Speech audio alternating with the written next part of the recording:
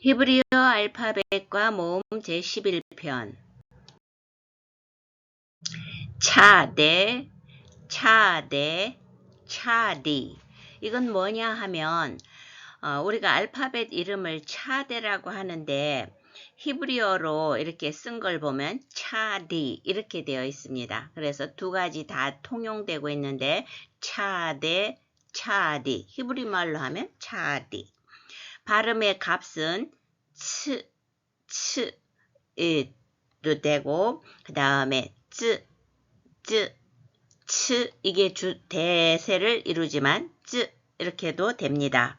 쓰는 법은 먼저 이 기본형이 되는 큰 거를 이렇게 1번을 따라서 한 번에 쓰고 2번으로 이렇게 하고요. 소피트 차대는 이렇게 1번이 구부러졌던 것을 쭉 펴서 길게 하고 2번을 중간에 이렇게 갖다 붙이면 되는데 차대의 모양이 아인하고 굉장히 이렇게 혼돈을 줄 수가 있어요. 아인 앞 페이지에서 한 번 더 확인해서 아인 확인하시고 또 혼돈이 없기 바랍니다. 차대, 차리, 츠, 숫자 값으로는 90입니다. 그래서 소피트 차대는 900이 되고요. 글자의 의미로서는 그 상형 문자가 낚싯바늘, 올가미 이런 뜻이기 때문에 거기에서 확장된 의미가 잡다, 사냥하다, 갈망하다 이런 뜻이 있습니다.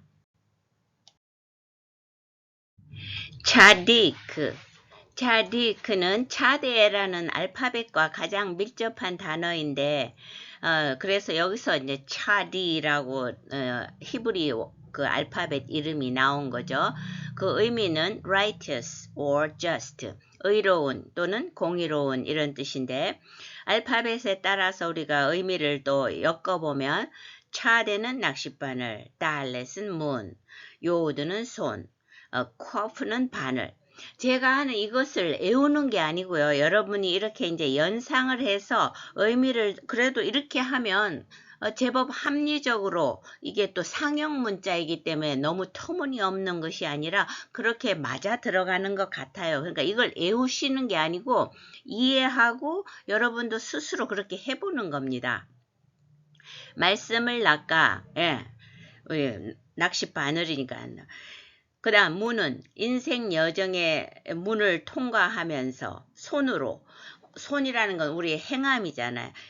그 말씀을 낚은 말씀을 정확히 행하고 지킬 때 의롭다 하겠죠. 그래서 내가 다윗에게 한 의로운 가지를 일으킬 것이라 믿음의 족속을 일으킨다는 그 의로운 뜻입니다.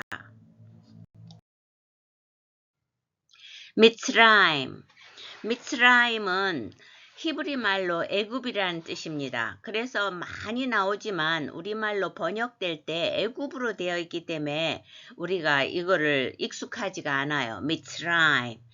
그런데 이제 히브리 성경으로 보면 제가 예를 들어서 출애굽기 16장 3절을 찾아봐도 히브리 말로는 미츠라임 이렇게 되어 있습니다. 애굽 대신. 자, 중간쯤에 미츠라임이 있는데 그래서 우리말 성경을 찾아보니까 창세기 10장 6절에 보면 함의 아들은 구스와 우리말에는 미스라임이라고 번역되어 있어요. 그래서 좀 이렇게 관련 짓기가 어려워서 이게 맞는 건가? 미스라임과 북과 가나안이요 이렇게 되는데 영어로는 The sons of Ham, Cush, 미츠라임, 풋, and Canaan 이렇게 돼서 미츠라임 이렇게 되어 있는데 히브리 말로는 미츠라임 똑같습니다. 그럼 이걸 알파벳으로 풀이를 해보면 맴은 근원, 출처, 차대는 올무, 그 다음에 레시는 머리, 요드는 손, 또 맴은 생명 이렇게 놓고 이거를 뜻을 만들어 보면 머리와 손은 물론 생명, 특별히 영적인 생명에 올무가 씌워지는 그 근원이 되는 땅이다. 실제로 애굽은 풍요의 땅이었는데 영적으로 볼 때 우리의 영적인 생명에 올무를 씌운 곳이기 때문에 출애굽해야만 하는 고통과 죽음의 장소다. 이렇게 그래서 애굽을 불평하는 자들은 마늘과 부추와 고기를 먹을 수 있는 풍요의 땅으로 말했지만 영적으로는 이게 고통과 죽음의 장소, 올무의 장소이기 때문에 여기에서 출애굽해야 된다. 미츠라임. 지온은 우리말로 시온인데 예루살렘의 또 다른 이름이죠.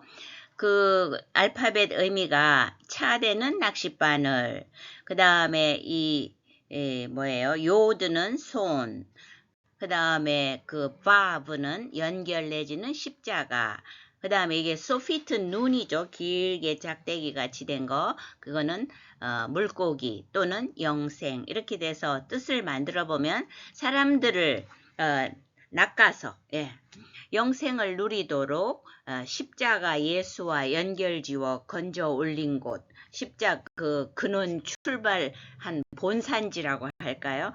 치온. 이삭의 이름입니다. 영어로는 아이작이지만 히브리어는 이츠카크. 조금 해보다는 헤트가 더 이 목을 긁는 후음이 강하죠. 그래서 이츠하크 이런 뜻인데 이 요드가 이제 그는 웃을 것이다 이런 뜻인데 거기에서 요드를 빼면 웃다 하는 동사가 되죠. 그것은 차하크 이렇게 됩니다. 그 알파벳으로 풀어보면 웃는다는 것이 참 웃음을 낳습니다. 차대는 낚싯바늘인데 숫자적으로는 이게 90이잖아요. 그 다음에 헤트는 울타리, 생명 이런 뜻이고 커프는 바늘 내지는 또 숫자로 하면 100인데 낚싯바늘과 바늘이 두 개의 바늘로 하나의 생명을 제대로 낚았다. 그래서 아주 생명을 낚았으니 웃을 수밖에 없는 거 아닙니까? 두 바늘이라는 게 과학적으로 뭐 요즘에 비유한다면 난자와 정자라고 할 수도 있고요. 그런데 우리가 성경적으로는 이 90과 100을 볼 때 무엇이 연상됩니까?